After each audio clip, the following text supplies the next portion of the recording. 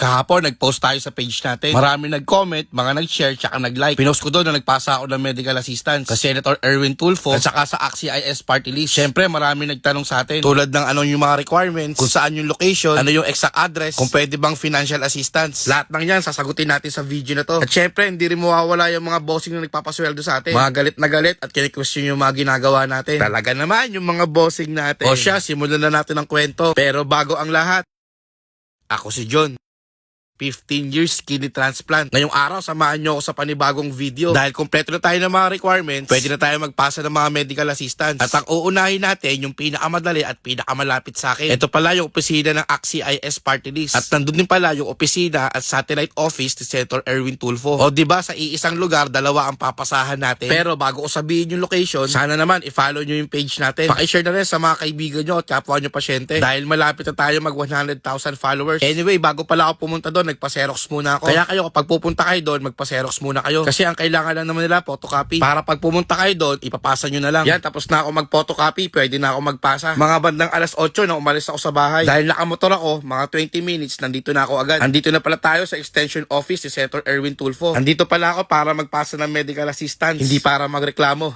Joke lang. At sa mga nagtatanong kung ano yung exact address, ito po yun. Paki-save na lang o kaya screenshot. Meron din pala akong ginawang separate video kung paano pumunta dito. Yung link ilalagay ko sa comment section. Pagpasok ko pala dito, nag-fill up lang ako sa logbook nila. Tapos binigyan nila ako ng number. Pinapasok na ako sa loob. Naghintay lang ako saglit. Actually, masarap nga mag-stay dito. Sa lahat yata ng mga pinasahan ko ng medical assistance, ito na yata yung pinaka-relax. Bukod sa konti ang tao, mababait pa yung mga staff nila dito. At higit sa lahat, sobrang lamig. O siya, ito na pala yung mga requirements. Actually, dalawa ang pwede mong pasahan. Yung una, AXIS party list. Tapos yung isa, kay Senator Erwin Tulfo. Pero ang uunahin muna natin, yung kay Senator Erwin Tulfo. Ang binibigyan niya pala, guarantee letter. Since ang hospital ko, NKTI, meron siyang pondo doon. Ito pala yung mga requirements. Xerox ng reseta, Xerox ng clinical abstract, Xerox ng quotation ng gamot o kaya mga laboratory test, Xerox ng ID at barangay indigency. Bibigyan nila ng form para fill upan. Then mag-iintay lang tawagin yung pangalan mo. Next naman, pwede ka magpasa rin para sa gamot. Dito binibigay nila worth 1,000 pesos. Dito pwede ka mag-request ng maintenance medicine mo. Pero ang priority nila, dialysis patient tsaka cancer patients lang. Ang requirements pala, Xerox din ng ID, Xerox ng clinical abstract tsaka ng reseta. Tapos original na barangay indigency. Then bibigyan ka ng form tapos i-interview lang saglit. Wala pang 20 minutes tapos ako agad. Dapat pala maaga kayo pumunta. Sa pagkakaalam ko, 25 patients lang ang tinatanggap nila per day. Pero feeling ko kahit lumagpas, pwede naman. Basta subukan nyo lang, mababait naman yung mga tao doon. O siya, pauwi na pala ako ng bahay. At sana nakatulong tong video ko sa inyo. Subok na lang subok para sa guarantee letter, para sa medical assistance. Konting tiyaga lang. At sana kung umabot ka sa video na to, paki-follow naman ang page natin, John R. Boys. Pa-share na rin sa mga kapwa nyo pasyente at mga kaibigan para makatulong din tayo sa iba. At kung paano pala pumunta dito, ginawan ko pala siya ng separate video. Yung link nasa comment section. Ako nga pala si John.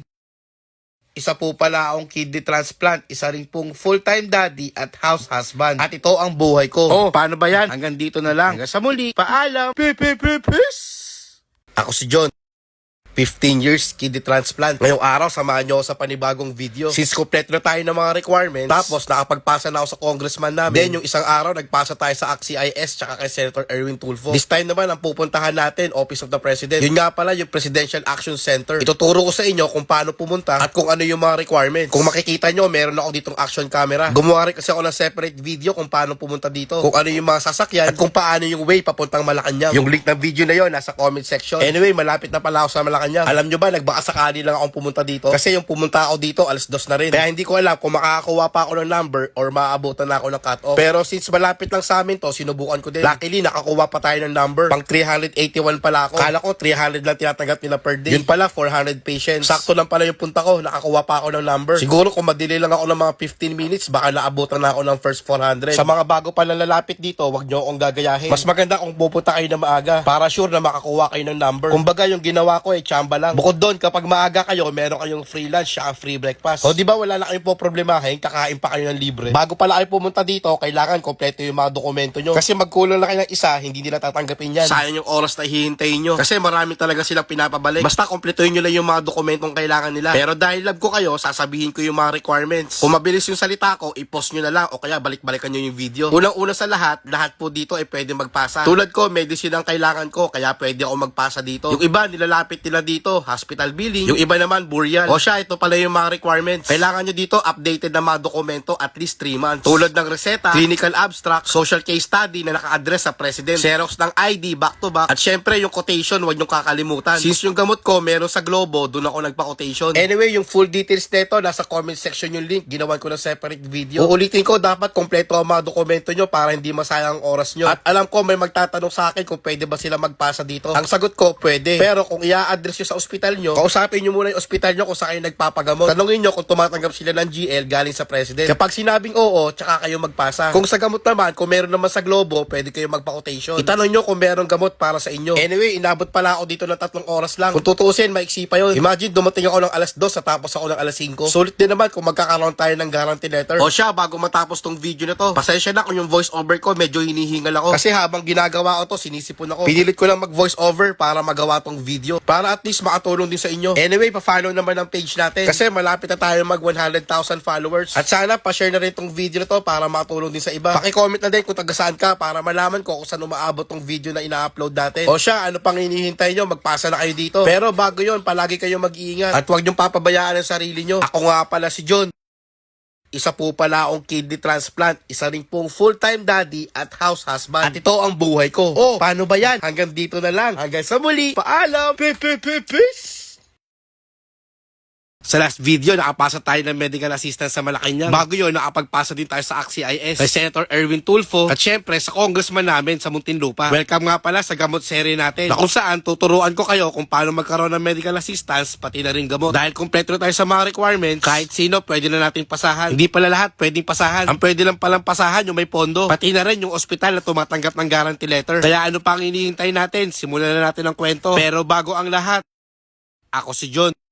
15 years kidney transplant. Ngayong araw, samahan nyo sa panibagong video. Marami kasi akong pupuntahan ngayon. Una, ang pupuntahan natin, Senate of the Philippines. Tapos, pupunta ako sa NKTI. Then, yung panghuli, pupunta tayo sa Globo para i-claim yung mga gamot natin. Hindi ko alam kung lahat yun magagawa ko ngayong araw. Pero, susubukan ko pa din. Bago pala ako pumunta ng Senate, dumaan muna ako dito para magpa-xerox. Marami kasi akong ipapapotocopy. Dito kasi, mura lang, piso isa. Ang papapotocopy ko, siguro mga 6 sets. Para kahit papaano, makatipid ako sa gastos. Siya nga pala, una kong papasahan sa Senate of the Philippines. Pero, hindi ko alam kung sino yung may mga pondo. Pagkapunta ko doon ko na lang malalaman kung sinong pwedeng pasahan. At sa mga nagtatanong kung paano pumunta dito, gumawa pala ako ng separate video. Yung link ilalagay ko sa comment section. Doon sa video na yun, ituturo ko sa inyo kung saan kayo sasakay at saan kayo bababa para hindi kayo maligaw. Diyan nga pala ako magpapasa ng medical assistance. Yung sa unang gate, hindi kasi pwedeng mga pasyente doon. At sa mga hindi po nakakaalam, meron din pala dito satellite office ng DSWD. Ito yung extension office ng DSWD sa central office. Kaya kapag nakakuha na kayo dito, hindi na kayo pwedeng kumuha sa central office. Anyway, nandito na pala tayo sa loob ng compound. Itong papasahan natin, ito yung Senate Public Assistance Office. Dito tayo magpapasa ng medical assistance. At dito rin, malalaman natin kung sino yung pwede nating pasahang mga senator. Ang una ko palang pinasahan, yung DSWD. Yung mga requirements nito, nasabi ko na rin dati. Meron na akong ginawang video dito noon. Take note pala, meron silang notice dito. Yung guarantee letter nila dito hanggang December 1, 2025 lang. Anyway, lumabas muna ako para magpa-xerox. Dahil ang kailangan pala nila back-to-back na ID. Sa loob, meron naman ditong photocopy. Ito nga pala yung mga senator na pwede nating pasahan. I-post nyo, kaya screenshot nyo lang tong video na to para makita nyo. Tapos na pala ako magpasa sa DSWD. Sabi nila, hintayin ko na lang yung guarantee letter ko ngayong araw. Habang hinihintay ko yun, nagpasa muna ako sa mga senator. O diba, ang galing, nasa iisang lugar lang sila. Sana ganito lahat ng mga opisina, no? Yung tipong one-stop shop lang. Dito pala sa table, dito nyo ilalagay lahat ng mga dokumento nyo. Kailangan, pag magpapasa kayo, sunod-sunod. Ang una palang requirements, personal letter. Tapos, medical certificate or clinical abstract. Then, kailangan ng quotation para sa hospital bill or kaya medicine o kaya procedures. Basta kung ano yung kailangan nyo. Photocopy ng valid ID ng pasyente. Kasama rin pala yung barangay indigency. Then, yung social case study para lang kay Senator Joel Villanueva. Siya nga pala, ang pwede palang pasahan dito si Senator Bongo, Senator Amy Marcos, Senator Joel Villanueva, Senator Mark Villar, tsaka si Senator Erwin Tulfo. Pero since nakapagpasa na ako sa AXIS kay Senator Erwin Tulfo, hindi na ako pwede magpasa dito. Ayun, dapat sunod-sunod yung mga sinabi ko. Then, i-stapler mo lang, tapos bibigay mo ng kalamam. Tapos, i-check nila yon. Kapag okay na, maglalagay sila ng form bawat isa. Then, fill-upan mo lang. Tapos, yun na, ganun kadali lang. Magbibigay lang sila ng malit na papel, ayun yung mga contact number na pwede mong tawagan. Bukod pala sa walk-in, pwede ka rin mag-online application. And lastly, bukod sa public government hospital, tumatanggap din sila ng mga private na hospital. Pero hindi ko lang alam kung ano-ano yung mga private na yun. Siguro magtanong na lang din kayo. Pauwi na ako.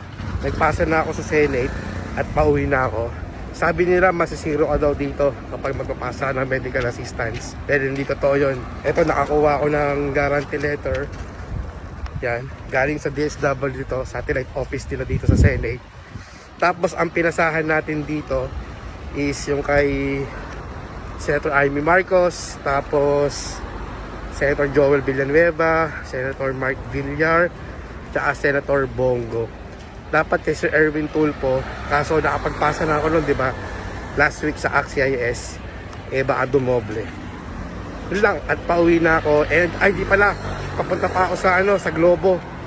Magpapalit ako ng gamot sa DSWD, tsaka yung kay Office of the President. Sasabay ko na papunta akong Globo, pero bago yun NKTI muna. Init. Tapos kukuha akong gamot doon. Sa Globo gamot, isang puntahan na lang. Pauwi na ako, magmamotor ako, sobrang init, grabe. Ganda sa tinat. Mamaya ulit. O siya, tapos na tayo dito sa Senate. Sa next video, sa NKTI naman tayo kukuha ng gamot. After nun, isasabay ko na rin yung sa Globo. Doon ko pala i-claim yung nakuha ko sa President, saka dito sa DSWD. O siya, bago matapos tong video na to, sana sa mga hindi pa nakapalo, papalo naman ang page natin. Pa-react at pa-share na rin sa mga kapwa nyo pasyente. Saka pa-comment na rin kung taga saan ka para malaman ko kung saan umaabot tong mga video na ina-upload ko. Maraming salamat sa mga suporta nyo. Ingat kayo palagi. Ako nga pala si John. Isa po pala akong kidney transplant, isa rin pong full-time daddy at house husband. At ito ang buhay ko. Oh, paano ba yan? Hanggang dito na lang. Hanggang sa muli. Paalam. Peace.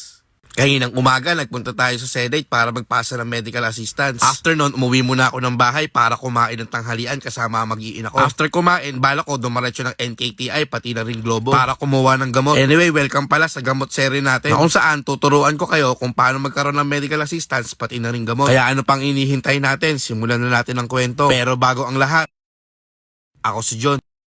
15 years kidney transplant. Ngayong araw, samahan nyo ako sa panibagong video. Kaninang umaga, nagpunta ako sa Senate para kumuha ng medical assistance. Umuwi ng bahay para mananghalian. Tapos doon, diretso na sa NKTI para kumuha ng gamot. Every month pala, nagpupunta ako ng NKTI para kumuha ng gamot. Ang kinukuha ko pala dito, anti-rejection medicine. Sabi nila, libre na rin gamot ng mga post-kidney transplant. Pero as of now, gumagamit pa rin kami ng guarantee letter. Bago ako pumunta ng pharmacy, dumaan muna ako dito sa crediting collection. Meron kasi ako nakuwang guarantee letter mula kay Senator Risa Hontiveros. Sayang din to, worth 5,000 pesos. Since nandito na ako sa NKTI at konti lang ang pila sa credit collection, dinaalan ko muna. After nun, dumaretso na ako sa pharmacy. Pagkakuha ko ng gamot, naalala ko, wala na rin pala akong guarantee letter. 200 pesos na lang natitira sa balance ko. Buti na lang nakapagpasa na ako. Kaya maghihintay na lang tayo ng mga text na galing sa kanila. Kaya naman, hindi ako nagwo-worry na maubusan ako ng guarantee letter. Kasi ito na yung responsibilidad ko. Na sinusigurado ko na meron akong guarantee letter at magkakaroon ako ng gamot every month. Bilang kidney transplant, mortal sin sa amin na mawala ng guarantee letter. Kasi para sa akin, bilang kidney transplant, mas importante pa rin na may guarantee letter ka. Dahil kahit mapera ka or may trabaho, sa sobrang mahal ng gamot, hindi mo talaga masusustain. Lalo na ako sa tulad kong pamilyado. At alam nyo naman siguro na wala akong trabaho ngayon. Kaya dapat lang na magsipag ako para maghanap ng medical assistance. Para sa ganon, hindi na ako mag-worry kung saan nakukuha ng gamot. Marahil habang pinapanood nyo to, nakaka-relate kayo sa akin. Lalo na sa masisipag na pasyente o kaya mga kamag-anak ng pasyente. Dahil para sa atin, ang guarantee letter ay pinaka-importante sa lahat. Pero palagi kong paalala sa inyo na huwag nyo kakalimutan palagi yung kalusugan nyo. Anyway, after ko sa NKTI, dumaretso na ako dito sa Globo. Malapit lang kasi yung Globo sa NKTI. Kaya dumaretso na ako dito para i-claim lahat ng mga gamot ko. Kung maalala nyo, sa last video ko, nakakuha tayo ng guarantee letter sa Office of the President. Tapos, kaninang umaga sa Senate, nakakuha tayo ng guarantee letter mula sa DSWD. Lahat ng mga guarantee letter ko, naka-request yun sa Globo. Kaya dito ko lahat kukunin. Habang naghihintay yung tawagin yung pangalan ko, may nakakilala pala sa atin dito. Kaso, nakalimutan ko yung pangalan, pero taga San Pedro lang yan. Andito rin siya para mag-claim ng gamot. Umalis muna ako saglit para bumili ng tubig. Pagkabalik ko, unti-unti nang nauubos yung mga tao. Late na rin kasi ako pumunta, kaya huli na rin ako matatapos dito. Okay lang yun, at least onting oras na lang yung hihintayin ko. Basta pag nagpupunta ako ng Globo, palaging uwian na. Kaya sanay na rin kapag kukuha ako ng gabi. Siguro naghintay lang ako ng 2 oras. At least uuwi ako ng maraming gamot. O diba, paldo-paldo tayong lahat. Kaya kung nasubaybayan nyo yung gamot series ko, simula part 1 hanggang ngayon, sigurado ako meron na rin kayong gamot o kaya guarantee letter. Pero kung hindi nyo pa napapanood, hanapin nyo na lang sa mga video ko. O kaya isearch nyo gamot series. Yung mga vlog na natin ang lalabas doon. Hindi ko na pala sasabihin kung magkano yung amount ng gamot na to. Siguro kayo na lang yung humusga. Itong gamot ko na to, aabot to ng mga 6 months. Pero kahit may gamot tayo ng for 6 months, hindi pa rin tayo titigil na maghanap ng medical assistance para magkaroon ng guarantee letter. Mahirap din kasi maging kampante. Malay nyo, mag-hold yung mga guarantee letter. Tapos, mawalan pa tayo ng gamot. At least kapag nangyari yon, meron pa rin tayong backup. Kaya kung sino man na nakakapanood nito, tuloy-tuloy lang natin yung mga ginagawa nating mabuti. Magsipag, maghanap, at syempre, mag-iingat palagi. At huwag niyong kakalimutan na magdasal at humingi ng gabay sa taas. Dahil yun ang mahalaga bilang kidney transplant at bilang pasyente. Ako nga pala si John. isa po pala akong kidney transplant, isa rin pong full-time daddy at house husband. At ito ang buhay ko. Oh, paano ba yan? Hanggang dito na lang. Hanggang sa muli, paalam! Peace!